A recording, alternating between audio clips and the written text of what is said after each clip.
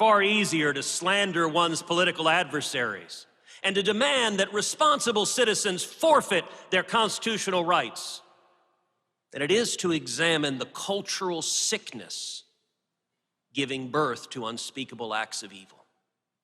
It's far less comfortable to ask why despair and isolation and violent hatred is so prevalent in America. It requires a sick soul to drive a truck into a crowded sidewalk, to plant a bomb at a marathon, or to fly a plane into a building.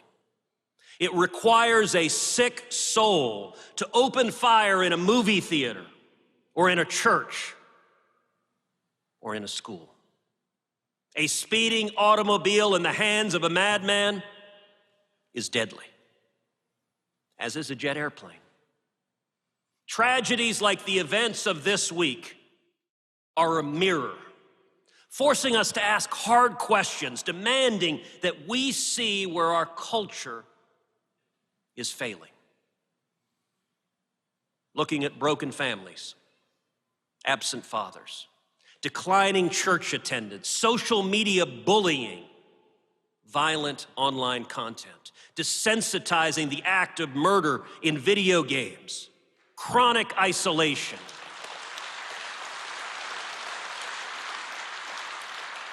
prescription drug and opioid abuse, and their collective effects on the psyche of young Americans.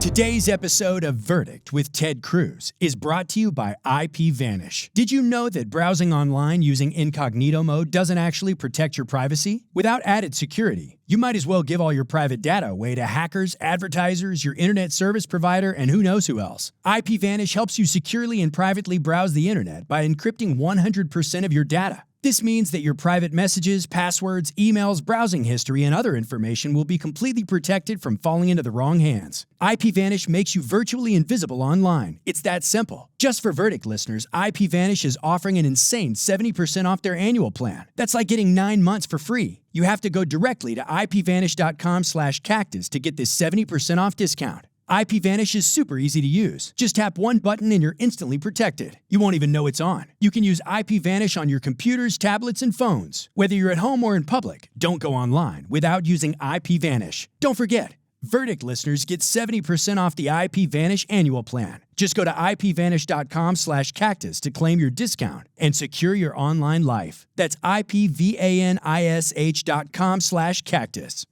This episode of Verdict with Ted Cruz is brought to you by Matt Walsh's new film, the new Daily Wire documentary, What is a Woman? I've been waiting for this film since the day Matt announced it, and it does not disappoint. Radical gender ideology is corrupting our nation right now. It's seeping into our children's classrooms as young as kindergarten and preschool. It's even poisoned corporate culture. We see Disney and their queerness agenda that they're inserting into their children's programming. This has become a cultural phenomenon that is assaulting women, that is trying to erase biological women. And so Matt Walsh is fighting this fight. He goes on a world tour asking a very simple question. What is a woman? And fortunately, he took a film crew with him, so we all get to come on this journey with him. And you will be shocked to hear how many people can't answer what you would think is a very simple question. Or they have a very warped, twisted idea of what a woman is. The leftists in this film actually admit to Matt Walsh what their ulterior motive is, what their underlying agenda is. You will laugh, you will cry, you will scream, probably all at once. I highly recommend this film. It's available for Daily Wire subscribers only. Go to whatisawoman.com. whatisawoman.com and join Matt on this cultural battle. whatisawoman.com. This episode of Verdict with Ted Cruz is brought to you by American Hartford Gold. Now, the new inflation numbers are out, and I think we can all agree they are incredibly depressing. The price of gas is way up. The price of housing is up. The U.S. national debt is way, way, way up. And unfortunately, given the way that our current administration prints money and spends money, experts don't see this going away, this inflation going away anytime soon. So how do you protect your money, your savings, your retirement from inflation? Well, when times are turbulent, Americans like you turn to physical gold and silver. And American Hartford Gold can show you how to hedge your hard-earned savings against inflation by diversifying a portion of your portfolio into physical gold and silver. And it's really easy to get started. All it takes is a short phone call, and they will have physical gold and silver delivered right to your door, or if you prefer, inside your 401k or your IRA. They make it easy. If you call them right now, then they will give you up to $1,500 of free silver on your first order. So don't wait. Call them right now. Call 855-768-1883. Or if you prefer texting, you can text the word CACTUS to 65532. Again, the phone number is 855-768-1883, or text the word CACTUS to 65532. Welcome to Verdict with Ted Cruz. I'm Michael Knowles. We've just had the NRA convention. This was obviously very controversial, major calls from the left to regulate guns and ban all sorts of guns, this after the shooting in Uvalde. I have to point out, a lot of people dropped out of the NRA convention. Governor Abbott dropped out, Senator Cornyn dropped out, Congressman Dan Crenshaw dropped out, Dan Patrick, I think, dropped out, the lieutenant governor of Texas. A lot of people dropped out. Senator, you did not. You showed up. You gave a robust defense of the Second Amendment. I'm not saying it to flatter you, and you know that I hate to compliment you. You gave what I thought was a really, really powerful and important speech. I thought it was important to be there. I was disappointed to see so many others make the decision not to be there, in part because the media narrative that comes out of horrific crimes, horrific mass murders, within seconds, the media immediately wants to politicize them and use them to advance their longstanding political agenda that they had moments before the murder occurred. And in this instance, the media and the Democrats, they want to label anyone who believes in the Second Amendment, anyone who defends the Second Amendment, as responsible for this horrific crime. And the NRA in particular is probably their favorite boogeyman. Donald Trump spoke as well. He and I spoke back to back. And I chatted with Trump right before he went on stage and thanked him for coming. And you know, I said, look, it was important that you came. It was important that you didn't back out. Thank you for being here. And he of course agreed. And he had, let me just say, some choice words for some of the folks who chose not to be there. You know, they were with classic Trump understatement. He expressed his views on that topic. Well, there's an irony here, which is why I really appreciated your speech.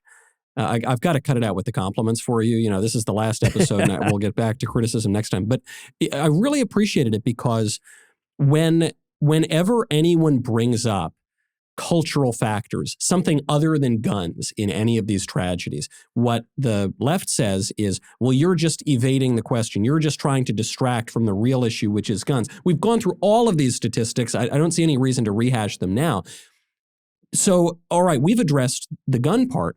Why are you not allowing us to address the fatherlessness part? Why are you not allowing us to address the social isolation? Why are you not allowing us to address the decline in religion and faith and going to church? Why is that the part that we're not allowed to address? It seems to me that that's far more the common thread here, even than the guns. You know, I will say the speech that I gave was very different from the speech I'd planned to give. I've spoken at a lot of NRA conventions. I know how to give a, barn burner of a speech. And so I decided instead to give what I hope was a thoughtful, serious speech on the nature of evil. That was the entire topic of my speech, both the nature of evil, why it is that we have mass murderers. We have people who commit horrific crimes, whether it's shooting a school or shooting a church or shooting a movie theater, or you have people that commit crimes driving a truck into a Christmas parade, murdering 6 people, or setting off a bomb at the Boston Marathon. I mean, we are seeing sick, homicidal people. Many of the times they are young, disaffected men who are alienated, who are isolated, who are angry. The per capita rate of gun ownership in 1972 was 43% in America. The per capita rate of gun ownership in 2021, 49 years later, is 42%. It's identical. The same percentage of Americans own firearms today as did 50 years ago. So that hasn't changed. It's not like in 1970, people didn't have firearms. You had the exact same percentage of Americans owning firearms. What's changed is the culture, the loss of faith, the loss of family. And by the way, the left, when I talked about, homes without fathers in them, and so many of these mass murders are raised with absent fathers, often criminal fathers or abusive fathers, but absent fathers. Virtually all of them. Yeah. Virtually every single one of these shootings involves a father outside the home. It was interesting seeing some of the reactions of the left, because it's almost pathological, where they come back and attack me and said, well, Cruz is attacking single moms. No, I'm not. Yeah, right. I'm saying that kids do better with dads. Look, I've got a family that has a lot of single moms in them. Single moms are heroic and extraordinary people. I just wish there didn't have to be so many single moms. I wish moms had the help of a father who was a husband and a loving helpmate in raising children that are loved and appreciated and valued, and not psychopathic monsters. I always thought the gun control arguments were incoherent from the same people who tell us that the cops are racist and they go around plucking off people, innocent people, because of their skin color. The cops are racist. The cops are terrible. That's why they should have all the guns. That never made a lot of sense. But now, in the wake of the shooting in Texas, you're hearing many people say that the police response was incompetent, that the police response was cowardly. Again, I'm sure there will be an investigation to go through what actually happened there. But if that is the case, you're telling me that we can't rely on the cops to protect ourselves. So isn't that an even more robust defense of self-defense, of the Second Amendment, of our right to keep and bear arms in America? I'm just really glad that you stood up and you didn't let them bully you, and you didn't cancel the speech, because I think it's a message that people really needed to hear. Michael, the point you're making there also is an important one, which is, if you look in the last couple of years, we've seen gun ownership going up. And one of the major causes of that was in 2020, the Antifa and Black Lives Matter riots all across the country, where you had Democratic politicians that refused to enforce the law, that ordered the police to stand down, that wouldn't protect people's homes, that wouldn't protect people's businesses, that wouldn't stop looters, that wouldn't stop firebombs from being thrown, that allowed lawless rioters to declare so-called autonomous zones, the Right. Chaz and the Chad, for weeks on end. When you have Democrat politicians who say, we won't let the police protect you, it's not surprising that people make the decision, well, heck, I'm going to protect myself. If there's going to be a mob in the street with violence as their objective, especially if the cops aren't there to protect me, that's when I definitely need to keep my family safe. And all the more irony that these same politicians who were singing the praises of violent rioters and people committing assaults and firebombings and even murders,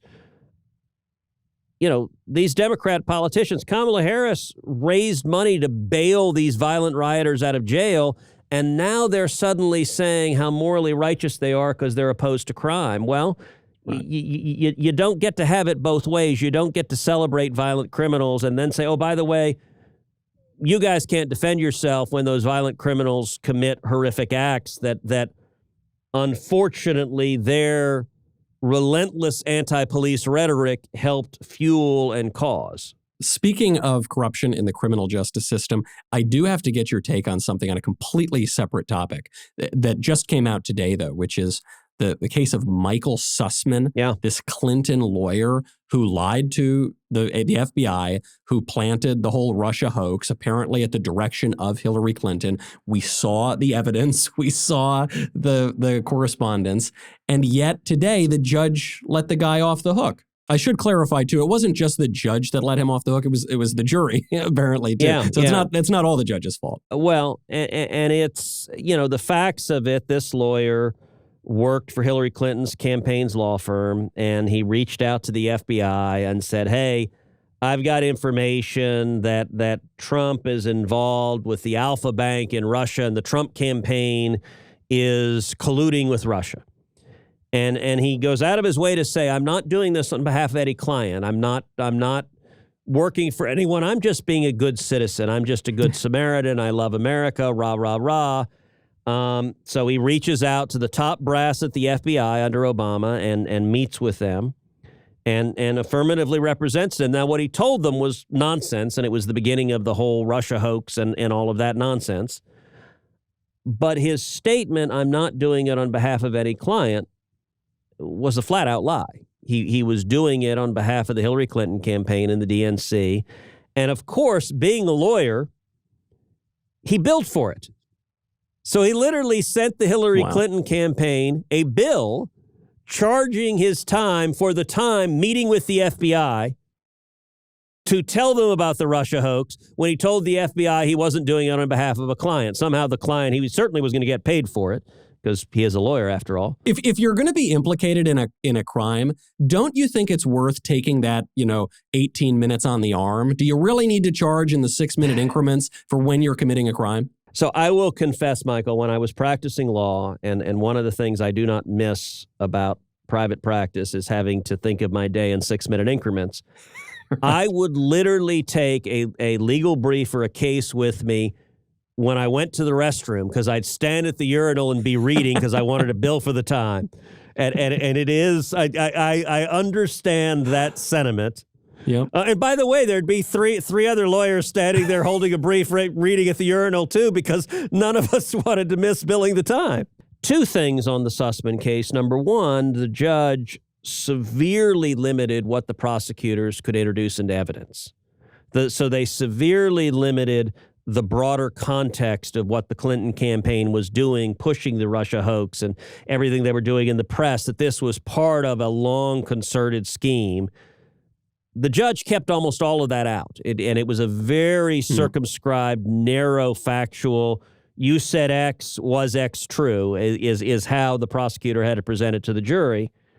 I think there are real questions that should be asked why the judge was keeping all that context out. What it did is it protected Hillary Clinton like crazy. Like all of the judge's orders basically kept the Hillary campaign directly from being implicated and just had one rogue lawyer, well, you're going to be in trouble.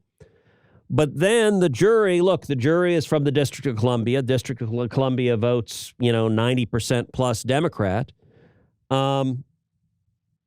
I have not studied all of the factual evidence introduced in trial, but it certainly raises an eyebrow that this is a jury that, in all likelihood, voted for Hillary Clinton and hates Donald Trump. And we have seen in cases that are brought in D.C., we've seen them be political the other way, that they're quite happy to throw the book at someone if they disagree with the politics of it. It certainly raises a real question in this case, whether at least some members of the jury didn't happen to just like the politics of the guy who was violating the law.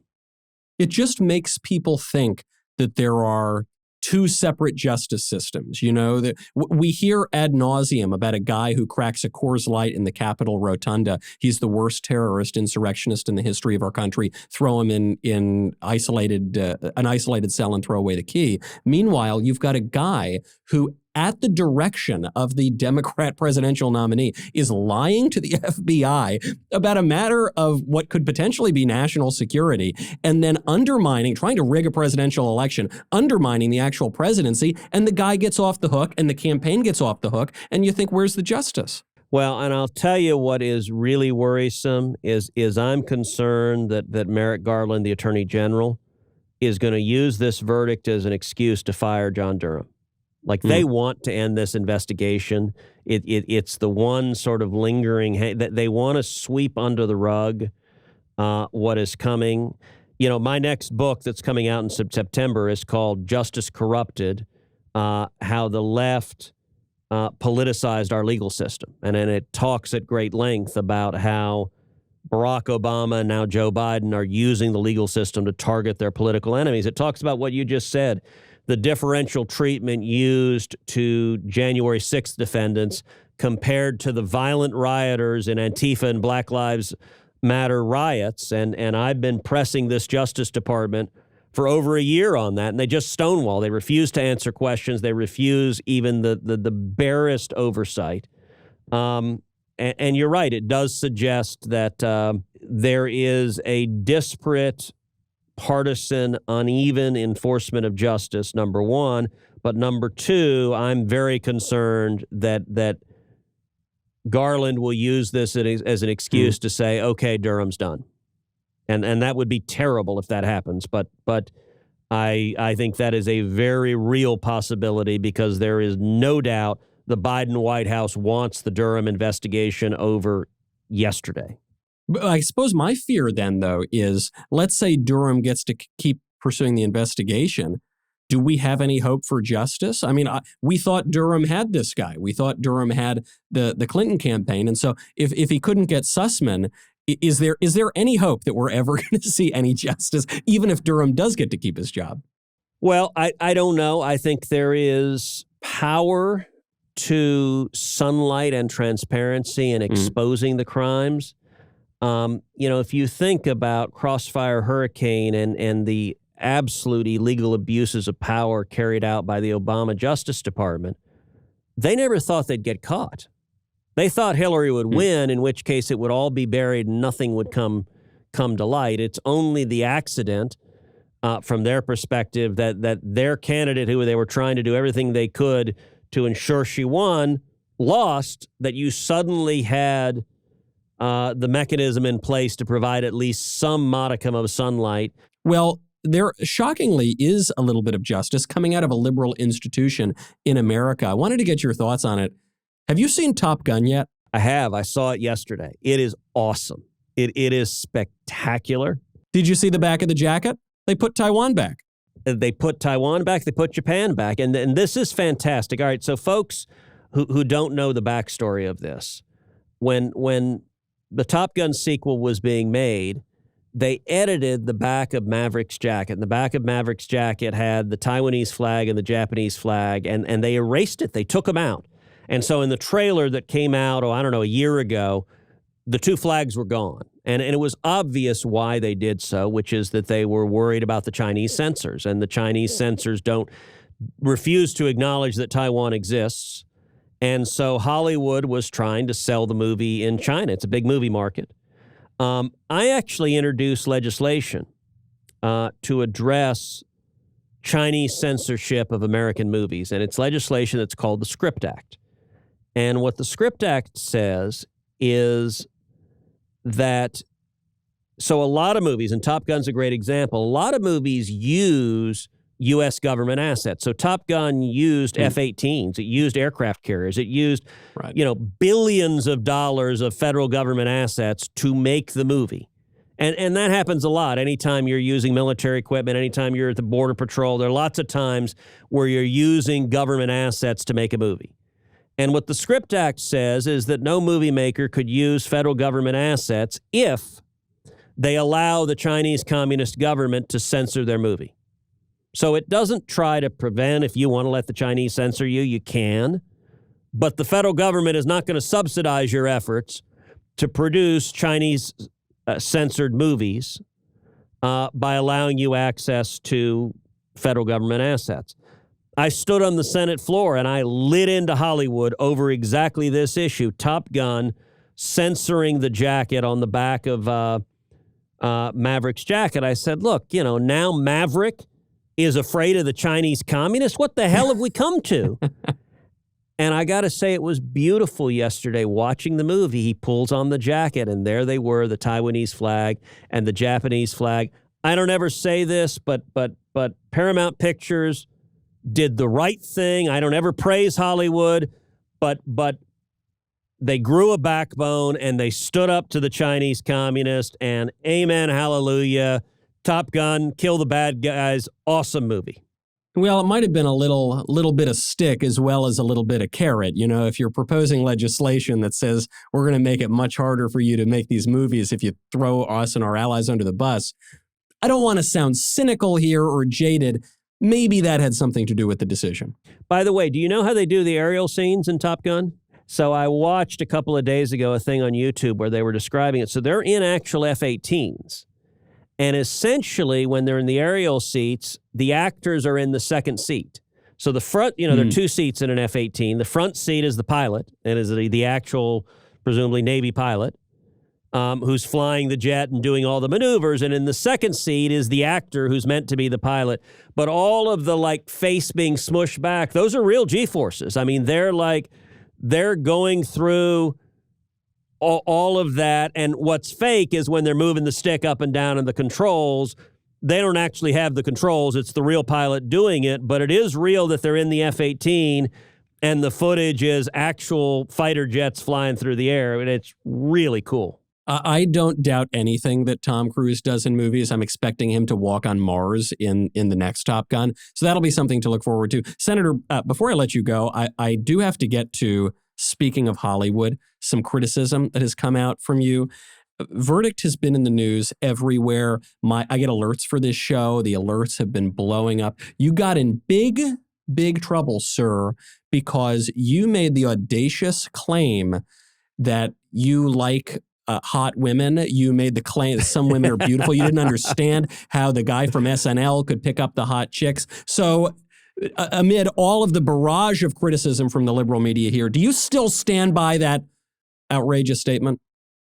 Beautiful women are awesome. I will say I was amused to see Verdict became the subject of The View. They sat there and were blasting us for that segment, and in particular, so I talked about how did Pete Davidson get Kate Beckinsale. I guess it's Beckinsale. There's no D in it, so I mispronounced her name. And they went on and the women on The View were attacking me. I think they said I was creepy and gross, or I don't know, it was some sort of insults, which I couldn't help but respond, well, from such noted experts on sex appeal as Whoopi Goldberg and Anna Navarro. I'm really glad to get their views. All right, so this weekend, we had my family in town because we were celebrating Caroline, my 8th grader, graduated 8th grade, going into 9th grade. And so we were celebrating that, but my dad was very unhappy about that segment. So my dad was in town this weekend. He was very unhappy. And he was like, you really shouldn't be talking about those things. You were talking about hot vampire women. I don't think my dad's seen Underworld. And he was like, why are you talking about hot vampire women? And my father in a Cuban accent, and he's a preacher, but he was dismayed. And I'm like, have you not watched Underworld? Because that's objective truth as a defense. I actually don't even really get The View's criticism because, of course, if you had said that the women were not beautiful, they'd call you a misogynist and a terrible. They'd find some way to hit you, kind of damned if you do and damned if you don't. But are we at the point of society right now where we're not even allowed to embrace objective standards? We're not even allowed to say that beautiful women are beautiful? What have we succumbed to? And by the way, my point was just there's a mismatch that Pete Davidson seems to be batting out of his league. Look, if Tom Cruise dates hot women, of course. I mean, the guy's Tom friggin' Cruise. Like that, Brad Pitt, you understand, Michael, I will tell you my favorite toast. God bless nearsighted women. That's maybe that explains it. That might actually, maybe Kim Kardashian and all the rest of them, maybe they just need glasses. Before we go, I also have to get to some mailbag, Senator, because we've got very, very good questions, as we always do, from our Verdict listeners. If you haven't subscribed yet, subscribe. What are you waiting for? Go head on over to Apple Podcasts, Spotify, Stitcher, Google Play, YouTube. You can join the Verdict Plus community. Just click, subscribe, leave a 75-star review. This question does relate to gun control. This is from Long Ethernet. Will the Supreme Court strike down standard capacity firearm magazine bans, so greater than 10 rounds, say, from California and Washington? I think there's certainly a possibility. There's ongoing litigation on that. The test that comes from the Heller case, which was the case, Heller versus District of Columbia, that first clearly established and upheld the Second Amendment right to keep and bear arms, laid out a test about whether a weapon, and the same would apply to ammunition, is in common usage for self-defense by American citizens. In that instance, what the court struck down in D.C. was a ban on handguns and on functioning long guns, on rifles and shotguns, both of which were required to be disassembled or have trigger locks on them at all times. The argument with regard to ammunition would be the same thing, that it is in common usage by individuals to defend their homes and defend their families. That's being litigated. My recollection is I think the California ban had been struck down in federal court, although I'm not following the litigation closely, so that's a fuzzy recollection that may or may not be right. Whether the court takes it, typically the court will wait for what's called a circuit split to take a case. So the Supreme Court's general view on its docket is that it doesn't engage in error correction. So even if there's a decision of the court below that it thinks is wrong, its job is not to correct wrong decisions. Its job instead is to ensure uniformity of federal law, that the answer to a question of law, a federal law, be the same in one part of the country as it is elsewhere, that there not be a patchwork quilt of different legal standards. So for the court to grant a case, there's got to be, in almost all circumstances, what they call a circuit split, which is multiple courts of appeals addressing the same legal question and coming to different outcomes. And if there's a circuit split, if it's significant and consequential, and if the case provides a good vehicle to address it, then in those instances, the court is likely to take it. Right now, there's a pending Second Amendment case before the Supreme Court out of New York, dealing with New York's restrictions on carrying guns, and it's an argument about the right to keep and bear arms, and in particular, the right to bear arms, not just to have them in your home, but to actually to carry them for self-defense. That's going to be expected to be one of the big blockbuster decisions in the next month. On the extended magazine size, I don't know if there's a circuit split right now. If there isn't, my guess is the court would wait until a circuit split developed. That makes sense. You had mentioned earlier in the conversation about why these shootings appear to be more prominent now, more prevalent. There's issues beyond the guns, one of which is family breakdown. So we have a question from Ben who asks, would you support a Hungary-style family incentive program? So throughout the West, the birth rates have plummeted. We're below replacement now. Families are falling apart. And Hungary has implemented programs to incentivize people to get married, to have families, to create kids. These are tax incentives, various government subsidies.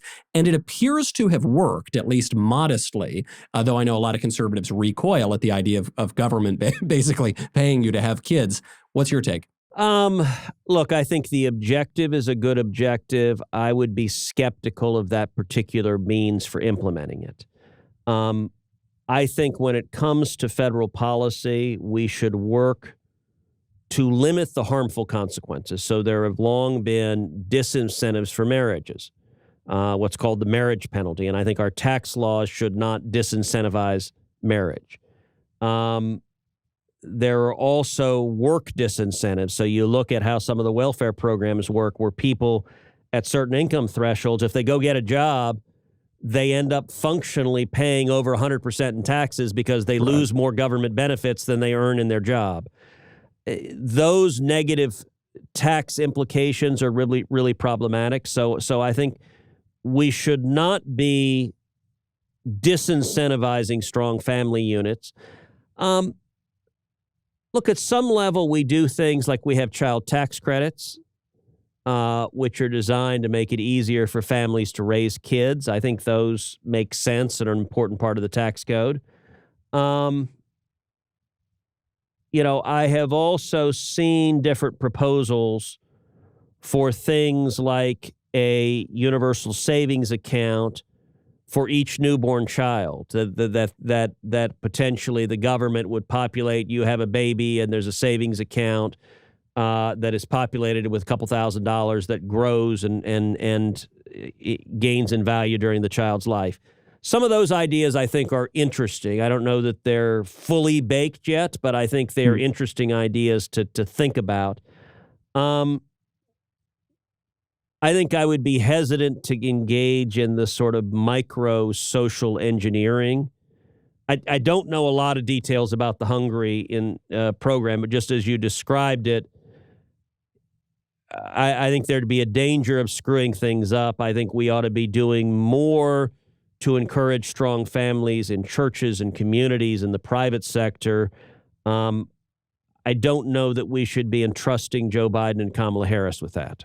Right. There is also a middle ground where one could trust the laboratories of democracy. And you see if some sort of program like this works in a state.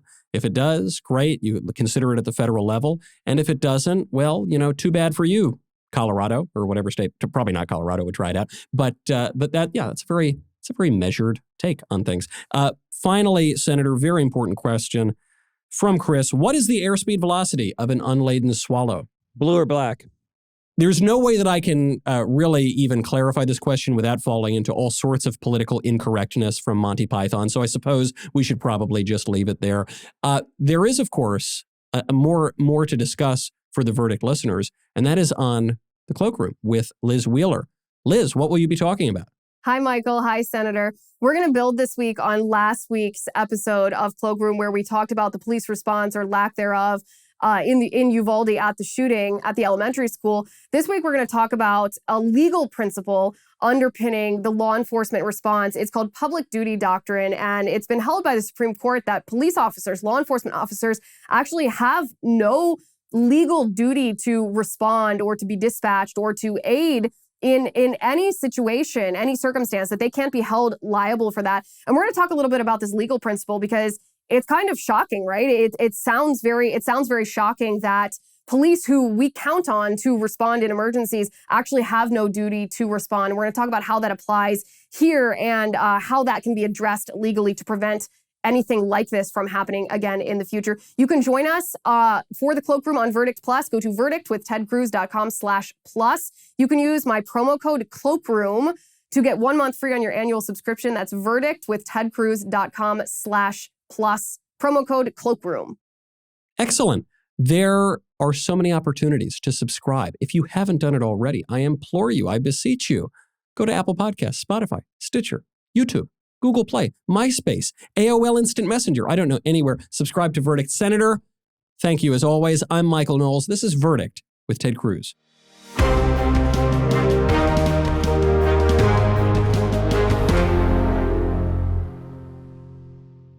This episode of Verdict with Ted Cruz is being brought to you by Jobs, Freedom, and Security PAC, a political action committee dedicated to supporting conservative causes, organizations, and candidates across the country. In 2022, Jobs, Freedom, and Security PAC plans to donate to conservative candidates running for Congress and help the Republican Party across the nation.